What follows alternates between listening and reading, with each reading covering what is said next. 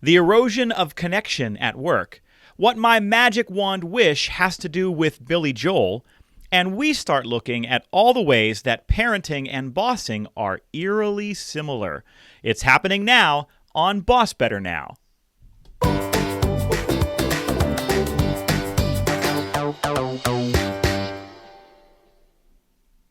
You're listening to BossBetter Now.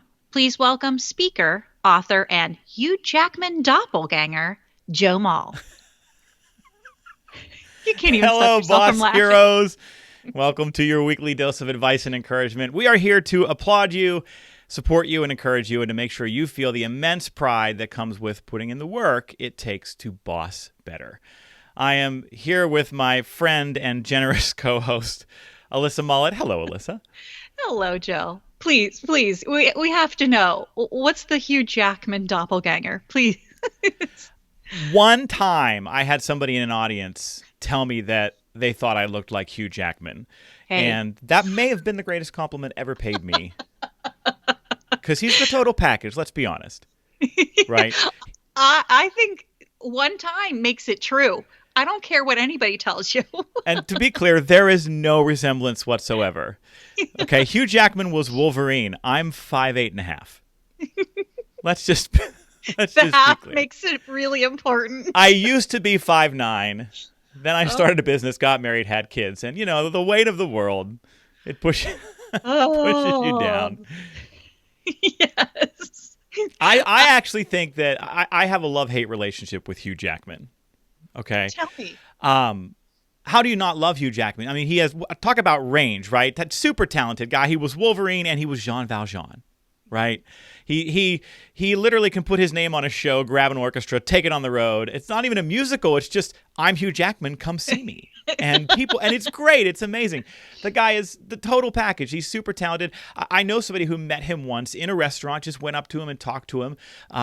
And he talked to her for half an hour. And she said he was the nicest human being That's awesome. you would ever encounter. So how do you not love Hugh Jackman? He's kind of like a modern day Brando, right? Do we have these stars? Like you, a modern day Brando. Me?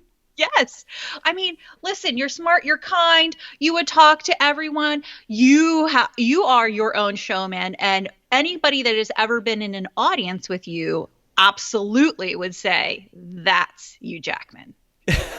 Well, this is spiraling wildly out of control. That is incredibly kind of you to say. Okay, what's the hate relationship with Hugh Jackman, though? We got to get to the other side of that equation, you said. Right. Like, maybe spread it around a little bit, Hugh, right? Okay, talent, good looks, I can dance, I can sing, I'm super nice, right?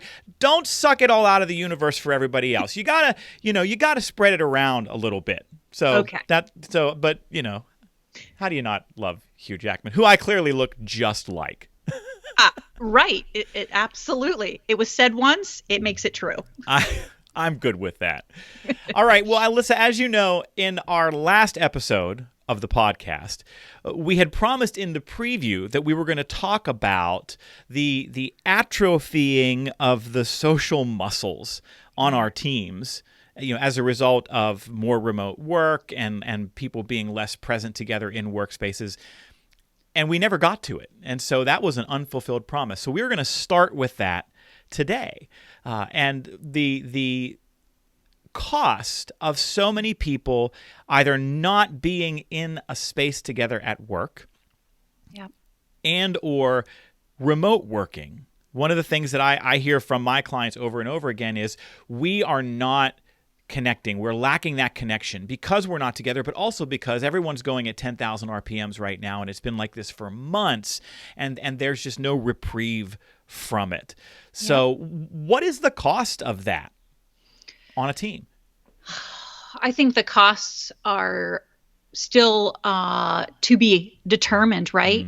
We're this living collective trauma that we do not know what we are sacrificing of ourselves and of each other at the current time. But I can tell you how it feels to me, and what I hear from my clients in the coaching realm is that deep sense of connection that we get from those that are in the professional space. So, we might be connected in the terms of, oh, we're connected to our children's remote schooling teachers. We're connected to our teams via virtual context, but we're not connected in the same way that we were previously. And so those muscles that we use, the smiling, because now it's behind a mask, right?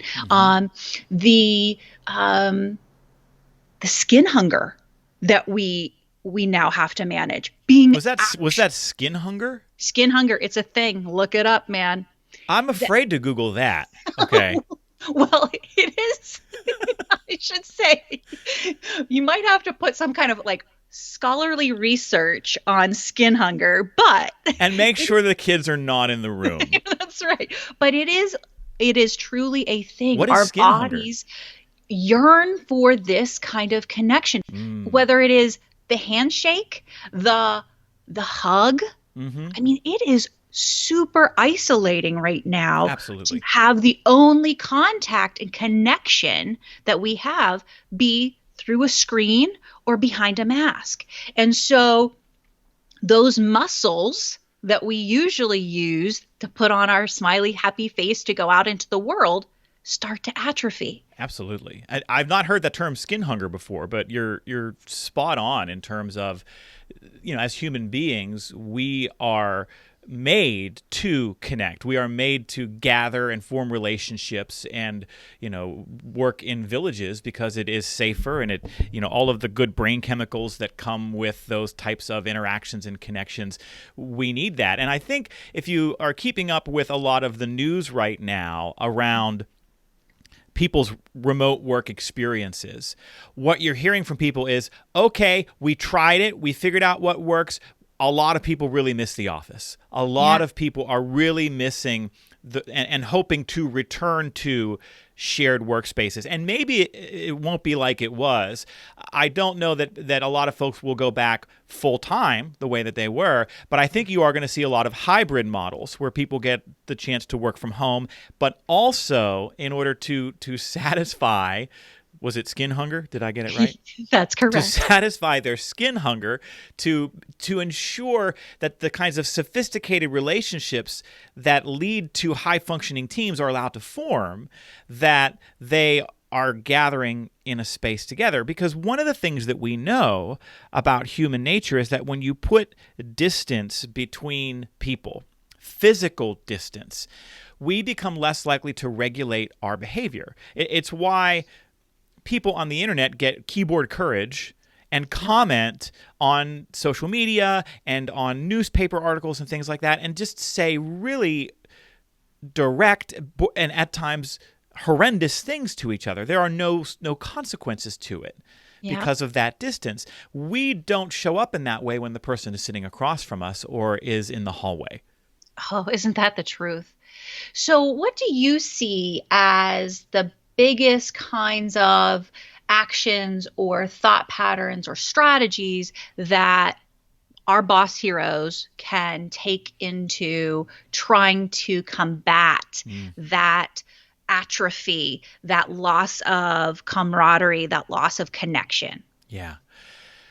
Well, right now in these environments, we have to find a way to work on it together. And that's hard. It's hard to find time. But that time can just be even 5-10 minutes at the beginning of a Zoom huddle or meeting. And maybe if we just do it once a week, we can keep some of that social atrophy at bay. And when I say work on it, I mean even just doing things like our camaraderie question of the week, where people find things in common with each other and access each other's humanity a little bit. I think there are some other things, though, that teams can do. Partnering is really important. So if I've got a team of 10, maybe I find some creative ways to get employee number 1 and 7 to work together and employee number 2 and 4 to work together if the nature of their work doesn't normally cause them to interact. Oh, that's a great idea. Okay. And I think we can also ask them to do that in a virtual environment where they can see each other. There's a big debate right now in folks who work in organizational development and who are studying sort of the psychology of remote work about whether we should require people to turn their cameras on. Ooh, when they get into these kinds of Zoom meetings and whatnot. There are two schools of thought.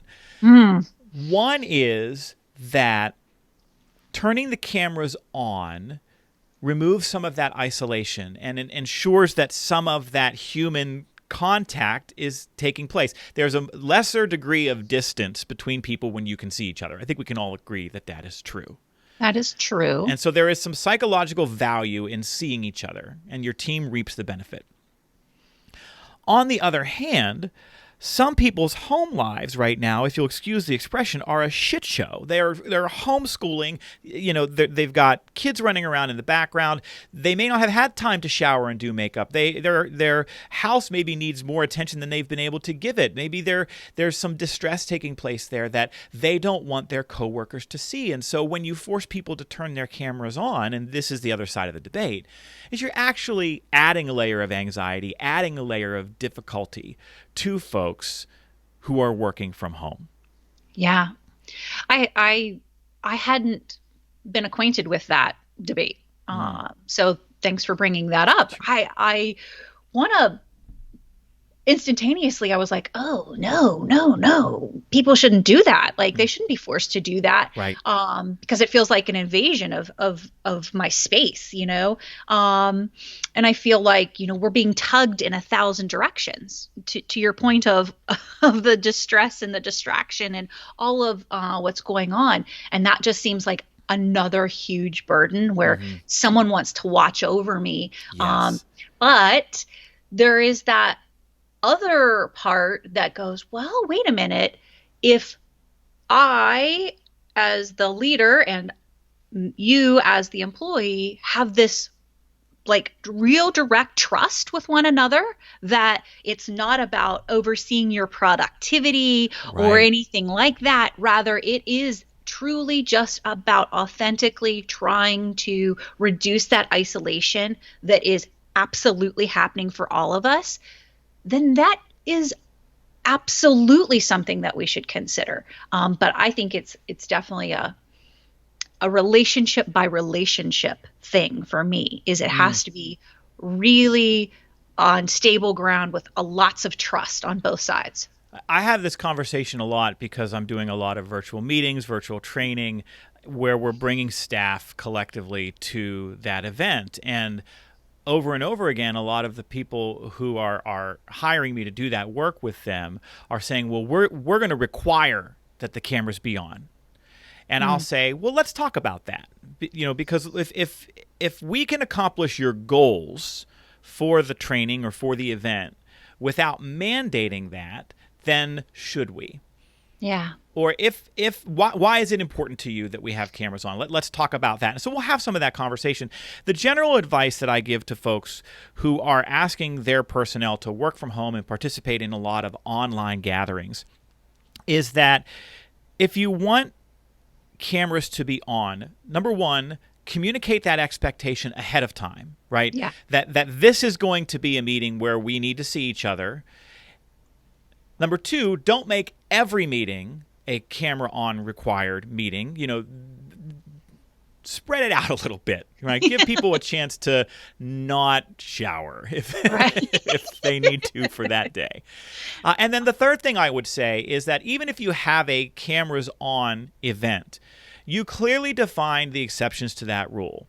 And you give people permission that if, hey, under these circumstances, something happens, you need to step out. If having your camera on makes you feel unsafe or makes you, if it feels so intrusive that it prohibits you from being able to be fully focused and fully participate, then turn the camera off.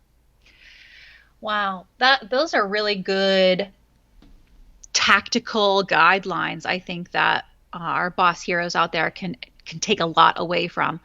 I think one of the main things that popped up for me whenever you're talking about safety, we talk about the whole impetus of this being those social muscles atrophying, and what paralyzes those muscles, what has the opportunity, fight or flight, right, is compromising our safety. So you have to really think about what it is, what that means to you, what compromises your safety, what causes your social muscles, those things that are going to take you right away from connection and camaraderie. And that might not always be the same for those that you lead. Right. And it goes to that noticing that you're so fond of talking about. And I think this is a kind of debrief that bosses can do with their direct reports every once in a while. And I'm also a big fan of the boss phone call, right? We don't always have to Zoom. We don't always have to Teams. We don't always have to WebEx, right? You can just schedule a call and say, I'm going to call you. And we'll do our meeting via the telephone. And, wow. Yeah, right? Old school. And I think bosses can ask their team members to notice what their experience is like in those virtual environments. So what is it like for you when we have these meetings? What is it like? What are you feeling? What are you noticing about your comfort level and your sharpness and whatnot when the camera's on, when the camera's off, when we give you the agenda ahead of time, when we just leave open time for discussion? You know, what are the optimal conditions for you? And then if that boss is taking notes, they can start to notice themes and patterns that emerge across the people that they supervise, and they can tailor the remote work environment to them in that way. Magic. That's where the magic happens. You see the problem, you solve the problem through that level of deep connection and trying to start building back up that level of connection in a very real and very specific way for each of your team members. Well, folks, we want you to tell us what you think. I'm over on Instagram at JoeMull77. Also, be sure to like our Boss Better podcast page on Facebook, where you can leave comments and ask questions. You can suggest ideas for the show. If you would like to go to the Boss Better podcast page and agree in a really specific and boisterous kind of way that I do look like Hugh Jackman, then you should do that. That is allowed. And please also remember that our ability to keep doing these shows depends on you. So please subscribe, write a review, and thank you for helping spread the word and help us grow this show. Which brings us to, Alyssa, our camaraderie question of the week. And it's kind of appropriate that we were talking about camaraderie and facilitating connection, because my hope is that as our audience listens to these episodes, they're starting to keep a list. Keep a list in your bullet journal, folks, of the camaraderie question of the week, and you will always have something you can use at meetings and huddles. We know bosses build camaraderie on teams by making it easier for people to find things in common with each other. So every week we give you a question you can use at meetings to facilitate connection and build camaraderie. So our camaraderie question of the week, Alyssa. Okay. If you could wave a magic wand, what gift or talent would you give yourself? And I think this question needs some additional clarification. Okay. This is not the superpowers question. Like if you could have any super. This is like a legitimate, like you've met, people have different gifts and talents, right? I've always wanted to play the trombone. You know, what is the thing, gift or talent, that you would give yourself if you could wave a magic wand? So maybe this isn't what you're thinking, but what comes to my brain hole, because unfortunately, even though I'm an optimist, I think of myself in terms of pessimistic terms, right? So I would think of something that I could banish from myself rather than necessarily a gift or a talent I want to give myself. Is that allowable? Can I do that? Yes, tell us more about that. Okay, so what I would like to banish for myself, because I think the sky would be the limit of what I could accomplish and think for myself. If I could only do away with my comparison seeking. Ooh. So if I didn't have to compare myself, my goals, my achievements, my to-done's list, any of those things to other people or even to my prior self, younger self, I think I think I would get so much more living done and be so much more available to achieve goals than I currently have the capacity to do. Okay.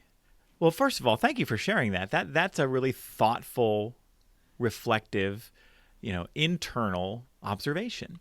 Okay, cool. And Thanks. if I'm we glad treat you feel it, that way. of course, and if we treat that as a talent, that ability to banish your comparison monster, Yes. Talent requires practice. And so I'm going to answer the question, then I want to come back to yours. Okay. Because I think there are parallels. So Okay. my answer to the question is, I wish I could play the piano. Oh, well, that's beautiful. So my bachelor's degree is in music. I have a 4-year degree in voice. I am a singer. I am also a good the one, worst. by the way. Well, good thank one. you.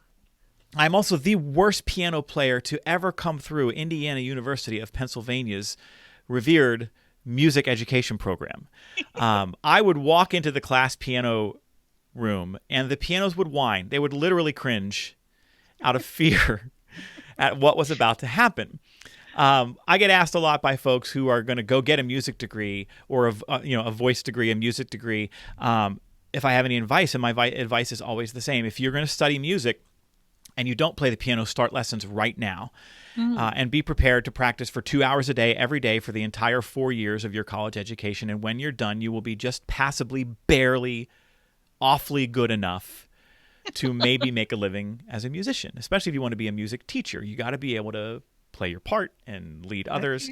And I could never master the piano. A master is not even remotely the word I should use. I could never piano. I don't piano either, Joe. Okay. But and I hear love the pain in your voice. The idea of being able to play that music. I watch somebody like Billy Joel. My wife and I are huge Billy Joel fans. We've seen him a bunch of times in concert. Just to be able to sit down and do that, right, and to perform and to play in that way. I play the guitar, I sing, so I get to scratch that itch in a different way. But for me, there's something about the piano, and that's my magic wand thing. Okay. So tell me about the parallels that you now see between your answer and my answer, because you always weave this beautiful thread. You might not think you can play a melody, but boy, you can weave one with words, fella. My goodness, I like doing these podcasts because I leave feeling so good about myself based on all the nice things that you say. I think there are parallels. So while I have never been able to piano, I still believe that if I devoted myself to it enough, I could. Right? Mm-hmm. There's mastery is not the result typically of innate gifts. It's the result of practice. I'm a musician, and my daughter wanted to start taking piano lessons. And the first thing I told her was, I want you to understand that you do not learn to play the piano because you take lessons. Mm-hmm. You learn to play the piano because you practice. Right? Wow. You can go to all the lessons you want. You can go once a week. You can go twice a week. But if you don't practice, you're not going to learn anything. It's not practice just for the sake of repetition. It's practice with the intention of getting better. Right? Malcolm Gladwell writes about this in his book Outliers, and we've all maybe heard the whole 10,000 hour comparison that he uses in the book. He talks about the Beatles and that you can only achieve mastery through repetition that pushes you. So my parallel, Alyssa, is if you want to banish the comparison monster, that is something you can acquire. It is a talent you can acquire through practice. So the question is, what do you need to practice? What do you need to repeat over and over again with the intention of progressively getting better to banish the comparison monster? That is exactly the thing I needed to be reminded of, because I have this mantra in my head of I don't have to hate myself to want to change myself. Ooh. Okay. And so if I'm living in that comparison mindset, it creates this kind of self-hatred. Mm-hmm. And so I don't have to hate myself to want to change myself. Mm-hmm. That makes sense to me. And I can keep practicing that, and I can keep noticing it, and I can keep exercising those muscles. And so feeding it back to our initial conversation about Yes. not letting that atrophy, right? So it's, I got to Yes. practice. I got to not make that stuff atrophy. I got to dig deeper and keep telling myself, do not have to hate myself to change myself. And that, folks, is why she was the person I had to invite to be on this podcast. Because otherwise, we would have spent this entire segment talking about Billy Joel. But instead, we get some depth, we get some substance. And that, folks, is our camaraderie question of the week. All right, the last thing we're going to do on the podcast today is a segment that I am really excited about. I have a feeling this could become a listener favorite. This is going to be the first installment of a segment that we call Boss Like a Mother.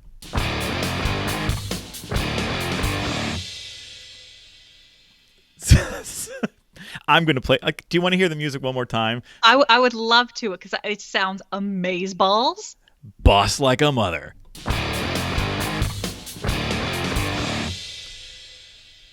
We got to do this segment over and over again just to get that little riff in there from time to time. Agreed. One of the things that Alyssa and I constantly talk about and have talked about more frequently in the run-up to building and launching this show is the constant parallels that exist between parenting and bossing. Yes. The number of times we have shared stories with each other about something that happened with one of our kids that then led to the same thing is true with bossing. If we got a nickel for every one of the times that happened, we'd have a big bucket of nickels. We would. We'd be able to make a really long phone call. And so tell me, all the ahead. parallels, which one are you picking out today? I want to hear this story. I gotta So hear it. we had a remote parent-teacher conference with our kids' teachers last week, right? Ooh, okay. So we're about a third of the way through the school year. So we did these virtual parent-teacher conferences. And one of my daughter's teachers was describing how she had recently created a fairly complex problem for the class to solve. And she said, normally I give them this step 1, and then they work on it, and then we talk about it. And then we give them step 2, and then they work on it, and we talk about it. But in this case, I gave them step 1, 2, and 3, and told them they needed to work all the way through step number 3.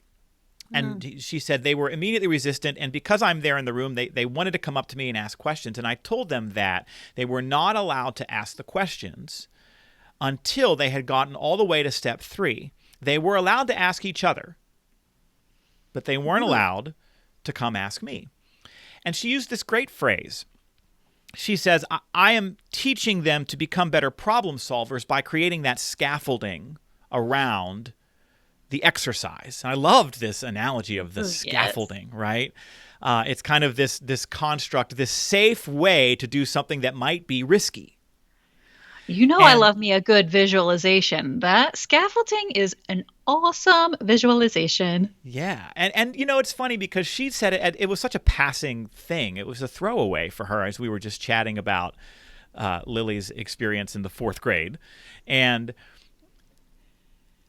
I immediately started thinking about bosses and how we want our folks to become more sophisticated problem solvers. We don't want them to come to us over and over again with elementary questions or the same questions over and over again. But that sometimes by being the person who has the answer and just giving the answer, we're not nurturing those more complex problem-solving skills, the critical thinking that we want people to do. And so I thought, what is the scaffolding that bosses need to build in the interactions that they have and in their workplace that will gently push folks to more risky problem solving on their own? That, I'm going to go back to my roots here, but to me, that's like coaching. Yeah. That's exactly what that is to me. It speaks to the scaffolding. Like there's a great comfort, right? Whenever somebody when all the people come to us all the time and they need us, they want our answers, right? And that feels good. And it's comforting in a way. But who is that really safe for? Is it we're trying to be safe for ourselves and trying to be comforting for ourselves? Or is it time to gently build that scaffolding, both for ourselves and for those that we lead? And being explicit about it and saying, well, listen, I'm not trying to play gotcha with you and I'm not testing you. Yes, I could just give you the answer right now. I know the right answer, but I'm also making both of our lives more complicated by just spitting it out every time you ask. So let's do this together right now. And folks, this is a boss script that you can write down. You can put this question in your pocket and take it with you. You'll use it every single day of your life. The question is this: what options do you see? Right, it's a fundamental coaching question. It's page 1 in the boss's coaching handbook. What options do you see? And that starts to build that scaffolding. Yep. Step 2 of the scaffolding, which is this is the really, really hard part. So once you got that out there, then you need to be quiet. Yes. Listen and learn. Wait the silence. Hold the space. Because they'll fill it up if you allow them to fill it up. And if you don't take the bait when they give you the I don't know or the one-word answer, right? If you ask the question, what options do you see? And they say, well, I don't know. Recognize what has happened. Their brain hasn't shifted yet. They arrived expecting to be a receiver of information. And so they arrived with their ears out front. Yep. And when you say, what options do you see? They haven't yet jumped over to that other part of their brain where they go, oh, let me use my critical thinking. Let me reflect on what I know and what I've experienced and what we talked about at the meeting and what that email that you sent last week said. And the last time I asked you this question, do I remember what you told me? There is a moment where you need to downshift. This person needs to shift gears in their brain to go from being a receiver of information to a contributor to the solution. So when we don't take the bait, when the person says, I don't know, you stay silent. Or you go, okay. I want to fill the silence, Joe, because you're looking at me and I want to fill it and I want to fill it. And sometimes you just have to restate it. Instead of what options do you see, then you say, why don't you give it a shot? Where would you start? Yeah. What do you know not to do? Awesome. That's scaffolding. And that is Boss Like a Mother.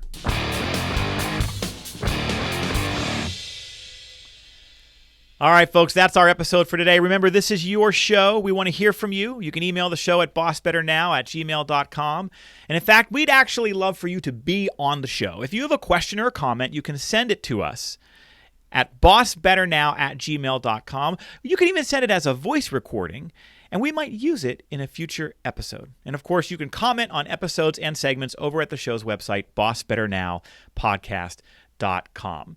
Let me leave you with this today. True leadership isn't about power. It's about people. It's about serving your people, supporting people, acting in their best interests. Now, these people, they include your team, yes, but they also include your management peers, your business partners, your bosses, your customers. Leadership becomes heroic when we sacrifice our time, effort, and comfort in service to people. What makes you a hero isn't being right or great or even good. What makes you a boss hero is that you care enough to try. You care enough about people to tell them the truth. You care enough to be vulnerable, to manage your ego, to admit mistakes, and to share your caring out loud whenever possible so it can be heard.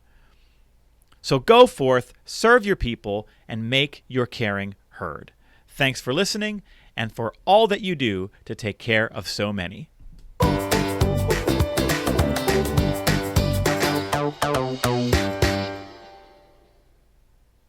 This This show is sponsored by Joe Mull and Associates. Remember, commitment comes from better bosses.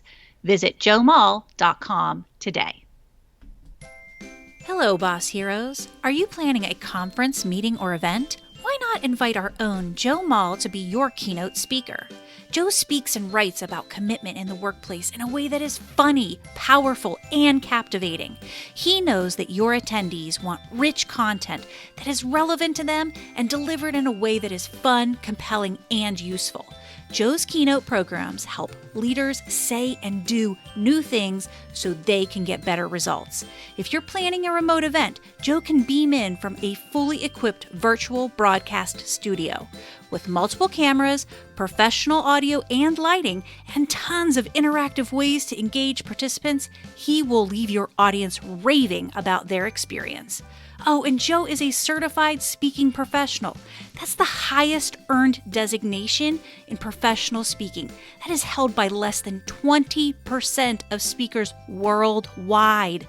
The CSP is only awarded to speakers with a proven track record of experience, expertise, education, outstanding client service, and ethical behavior. Whether your event is in person or virtual, your audience doesn't want another boring 60-minute lecture. They deserve to learn and be inspired by a world-class program from a professional speaker they simply cannot turn away from. That's what you get, guaranteed, from Joe Mull. For more information, visit joemull.com/speaking. To check date availability or to get a quote, email Jamie at joemull.com. That's JAMIE at joemull.com.